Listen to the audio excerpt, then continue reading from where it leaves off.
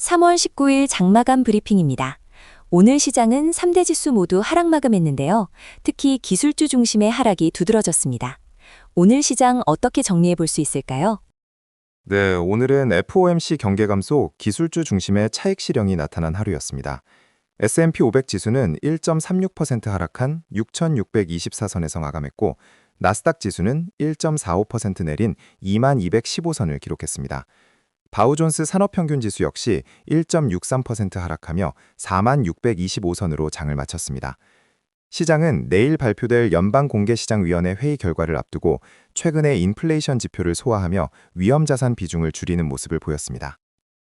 특히 기대를 모았던 엔비디아의 GTC 컨퍼런스가 있었는데도 기술주가 하락한 점이 눈에 띄네요. 맞습니다. 엔비디아가 괴물 같은 성능의 차세대 AI 칩 블랙웰을 공개했지만 주가는 오히려 1% 넘게 하락했습니다. 이는 컨퍼런스에 대한 기대감이 주가에 미리 반영된 상황에서 막상 발표가 나오자 차익을 실현하려는 매물이 쏟아진 전형적인 뉴스에 파는 현상으로 볼 수 있습니다. 대장주인 엔비디아가 흔들리자 슈퍼마이크로 컴퓨터가 9% 가까이 급락하는 등 다른 인공지능 및 반도체 관련주들도 동반 하락하며 지수에 부담을 줬습니다. 결국 연준에 대한 경계심과 기술주 조정이 맞물린 시장이었군요.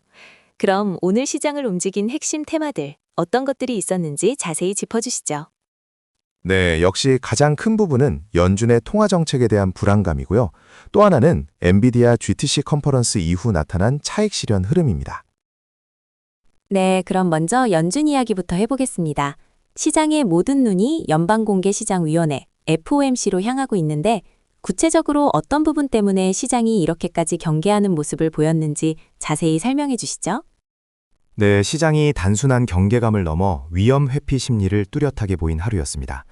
다우존스 산업평균지수가 1.6% 넘게 하락하며 4개월 만에 최저 수준으로 밀려났고 S&P 500과 나스닥 지수 역시 각각 1.3%, 1.4% 이상 하락했습니다. 이런 전방위적인 하락의 배경에는 최근 발표된 인플레이션 지표가 연준의 금리 인하 경로에 대한 기대를 완전히 뒤흔들었기 때문입니다. 특히 예상치를 2배 이상 웃돈 2월 생산자 물가지수 상승률은 인플레이션이 다시 고개를 들고 있다는 공포를 자극하기에 충분했습니다. 이로 인해 국채 시장이 즉각 반응하며 10년물 국채금리는 4.2%대로 다시 올라섰고 달러 인덱스 역시 100선을 상회하며 강세를 보였습니다. 여기에 지정학적 긴장으로 서부 텍사스산 원유 가격이 배럴당 98달러에 육박하는 등 에너지 가격 불안까지 겹치면서 투자자들은 연준이 매파적으로 돌아설 수밖에 없는 환경이 조성되고 있다고 판단한 것입니다. 결국 연준 위원들의 향후 금리 전망을 담은 점도표, 이른바 닷플롯이 어떻게 수정될 것인가가 최대 관심사겠군요. 정확합니다. 시장의 가장 큰 두려움은 연준이 올해 금리 인하 횟수 전망을 기존 3회에서 2회나 혹은 그 이하로 줄이는 것입니다. 끈적한 인플레이션 데이터가 연이어 확인된 만큼 연준이 섣불리 완화적인 신호를 보내기 어려울 것이라는 시각이 지배적입니다. 제롬 파월 연준 의장이 기자회견에서 인플레이션에 대한 진전이 기대에 미치지 못했다고 언급한 대목에서 시장의 하락폭이 더욱 커졌는데 이는 금리 인하가 예상보다 더 지연될 수 있다는 우려를 키웠습니다.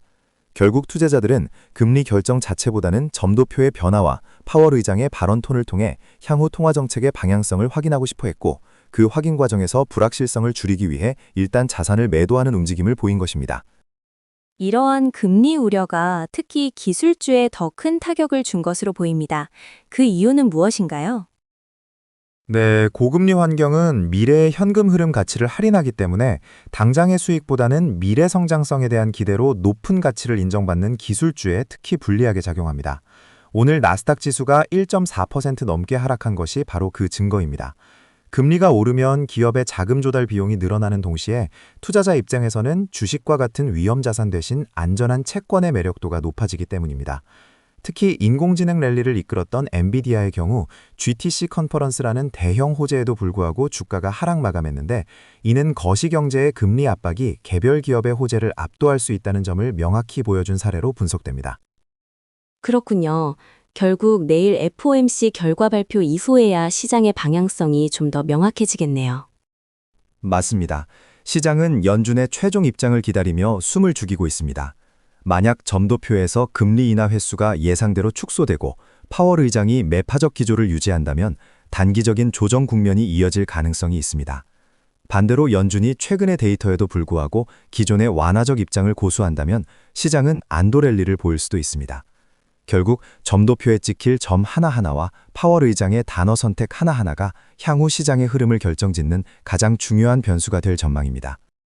조금 전 금리 우려가 기술주에 미치는 영향을 설명해 주시면서 엔비디아를 예로 드셨는데요. 마침 시장에 모든 관심이 쏠렸던 엔비디아의 GTC 컨퍼런스가 오히려 기술주 하락의 빌미가 됐습니다. 전형적인 뉴스의 팔아라 현상으로 정리해 주셨는데요. 네, 시장의 기대를 한몸에 받았던 이벤트가 오히려 차익 실현의 신호탄이 된 모습입니다. 간밤 젠슨 황 최고 경영자가 차세대 인공지능 칩 블랙웰을 공개했지만 엔비디아 주가는 오늘 장에서 추가로 하락하며 장을 마쳤습니다. 이 여파로 필라델피아 반도체 지수 역시 1.5% 넘게 하락했고 슈퍼마이크로 컴퓨터 같은 인공지능 관련주들은 9% 가까이 급락하며 투자 심리가 급격히 위축됐습니다. 이는 단순히 엔비어 비벼 조목의 문수를 넘어 연준의 통화정책 결정을 하루 앞두고 미국 10년물 국채금리가 4.3% 선을 위협하고 달러 인덱스도 강세를 보이는 등 시장 전반에 깔린 위험 회피 심리가 기술주 매도세를 부추긴 결과로 분석됩니다. 새롭게 공개된 블랙웰 칩의 성능이 시장의 예상을 뛰어넘는 수준이었다고 알려졌는데도 실망 매물이 나왔다는 점이 쉽게 이해되지는 않는데요. 구체적으로 어떤 내용들이 공개됐나요? 기술적인 측면만 본다면 이번 발표는 기대를 훨씬 웃도는 수준이었습니다. 블랙웰 B200 칩은 기존 주력 제품인 호퍼 H100보다 인공지능 모델 훈련 성능은 최대 4배, 추론 성능은 최대 30배까지 향상시킨 그야말로 괴물 같은 칩입니다. 더 나아가 엔비디아는 단순히 칩 성능 개선에 그치지 않고 추론 전용 칩 스타트업이었던 그록의 기술을 200억 달러에 인수해 그록3라는 새로운 프로세서까지 선보였습니다. 이는 인호기능 세정의 증중이 모델을 만드는 훈련에서 모델을 활용하는 추론으로 넘어가는 전략적 변화에 완벽히 대응하겠다는 의지를 보여준 것입니다. 젠슨 황은 이를 바탕으로 2027년까지 데이터 센터 관련 매출이 1조 달러에 이를 수 있다는 엄청난 비전을 제시하기도 했습니다. 장기적인 성장성에 대한 확신을 심어준 발표였음에도 불구하고 주가가 하락한 이유, 결국 너무 올랐다는 부담감과 시장 전체의 불안 심리가 맞물렸다고 봐야겠군요. 정확한 분석입니다. 엔비디아 주가는 GTC 컨퍼런스에 대한 기대감만으로 올해 들어서만 80% 가까이 급등한 상태였습니다. 즉, 어지간한 호재는 이미 주가에 모두 반영되어 있었던 셈입니다. 이런 상황에서 연준이 예상보다 매파적인 입장을 내놓을 수 있다는 우려가 커지자 투자자들은 이번 발표를 이익 실현의 기회로 삼은 것입니다. 특히 엔비디아의 하락은 인공지능 서버 시장의 또 다른 축인 마벨 테크놀로지나 브로드컴 같은 기업들의 주가에도 부담으로 작용하며 반도체 섹터 전반의 조정 빌미를 제공했습니다. 결국 인공지능 혁명이라는 거대한 서사는 여전히 유효하지만 단기적으로는 연준의 통화정책이라는 거시경제 변수가 더 큰 영향력을 발휘한 하루였습니다. 네, 이렇게 시장 전반의 흐름을 짚어봤는데요. 이제부터는 이런 상황 속에서 주목할 만한 움직임을 보인 개별 기업들을 살펴보겠습니다. 먼저 스타벅스가 오늘 장에서 3.6% 넘게 하락하며 92달러 선에서 마감했는데요. 장중 한때 96달러를 넘기도 했지만 장 후반으로 갈수록 낙폭을 키웠는데 어떤 배경이 있었을까요? 네, 오늘 하락은 스타벅스의 비용 구조에 대한 시장의 근본적인 우려가 반영된 결과로 보입니다.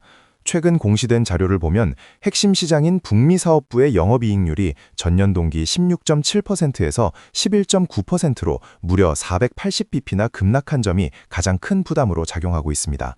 더욱 심각한 것은 이 하락의 원인입니다. 공시에 따르면 이익률 하락분 중 약 260bp가 인건비 투자에서 비롯되었는데 이는 일회성 비용이 아니라 앞으로도 계속될 구조적이고 영구적인 비용 증가라는 신호로 해석되고 있습니다. 시장은 가격 인상만으로는 더 이상 이러한 비용 압박을 상쇄하기 어려운 한계에 도달했을 수 있다는 가능성을 주가에 반영하기 시작한 것으로 판단됩니다. 구조적인 비용 증가라는 점이 상당히 무겁게 들리네요. 하지만 일각에서는 이런 비용 투자가 백투 스타벅스라는 회생 전략의 일환이며 장기 성장을 위한 포석이라는 긍정적인 시각도 있지 않습니까? 물론입니다. 바로 그 점이 현재 스타벅스를 둘러싼 가장 치열한 논쟁 지점입니다. 긍정적인 관점에서는 현재의 비용 증가와 구조 조정을 미래 성장을 위한 J커브 투자 구간으로 해석합니다. 1분기에 발생한 8,810만 달러의 구조조정 비용은 노동집약적 모델에서 기술집약적 모델로 전환하기 위한 일종의 연구개발 투자로 보는 시각입니다. 특히 사이렌 시스템 같은 자동화 기술을 통해 음료 제조 시간을 단축하고 딥브루 인공지능으로 노동력을 최적화하면 장기적으로는 현재의 인건비 상승분을 상쇄하고도 남을 만큼의 마진 확장을 이룰 수 있다는 기대감이 존재합니다. 이 시나리오에 따르면 스타벅스는 단순한 커피 체인이 아니라 AI와 자동화가 결합된 글로벌 음료 플랫폼 기업으로 재탄생하게 됩니다. 기술 기업으로의 진화라는 비전은 상당히 매력적이네요. 하지만 이런 기술 도입의 효과가 실제로 재무제표에 나타나기까지는 시간이 걸릴 텐데 그 불확실성에 대한 우려도 만만치 않을 것 같습니다. 정확한 지적입니다. 리스크를 관리하는 측면에서는 이러한 성장 스토리가 아직 구체적인 숫자로 증명되지 않은 희망에 가깝다고 보고 있습니다. 실제로 SEC 공시자료 어디에도 자동화 기술 도입에 대한 구체적인 투자 수익률 계획이나 시점이 명시되어 있지 않습니다. 입증되지 않은 미래의 보상을 위해 현재의 수익성이 명확히 훼손되고 있는 위험한 상황이라는 반론이 제기되는 이유입니다. 결국 현재 스타벅스는 구조적으로 높아진 인건비라는 명확한 현실과 기술 혁신을 통한 턴어라운드라는 불확실한 미래 사이에서 줄다리기를 하고 있는 형국으로 관찰됩니다. 결국 명확한 현실과 불확실한 미래의 대립이군요.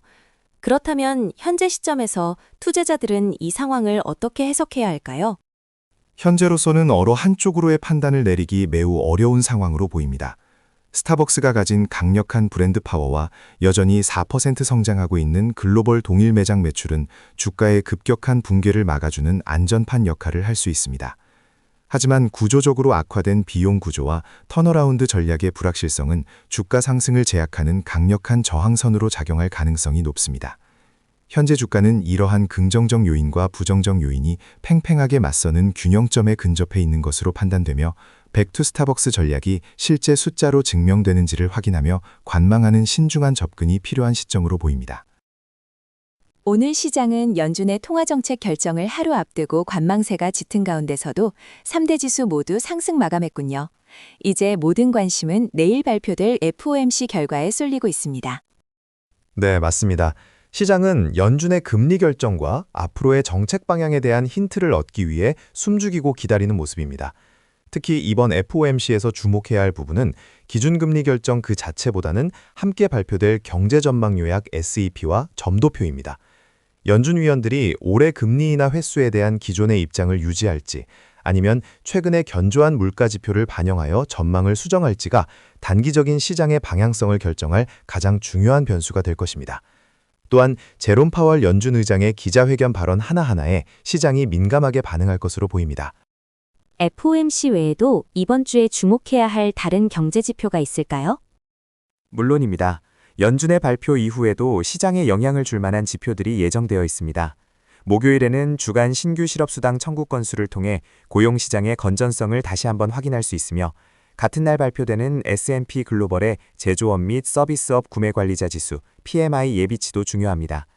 이 지표들은 미국 경제의 현재 상태를 가늠할 수 있는 중요한 데이터로 만약 경제가 여전히 강력한 확장세를 보인다면 연준의 금리 인하 기대감이 후퇴하며 시장에 부담으로 작용할 수도 있습니다. 그렇군요. 마지막으로 투자자들을 위해 한 말씀 부탁드립니다. 연준의 통화정책이라는 큰 이벤트를 앞두고 시장의 변동성이 확대될 수 있습니다. 단기적인 결과에 일희일비하기보다는 연준이 제시하는 거시경제 전망과 정책의 큰 그림을 이해하고 자신의 투자 전략을 재점검하는 기회로 삼는 것이 중요합니다. 섣부른 예측보다는 시장의 신호를 차분히 해석하고 대응하는 지혜가 필요한 시점입니다. 지금까지 3월 19일 장마감 브리핑이었습니다. 감사합니다.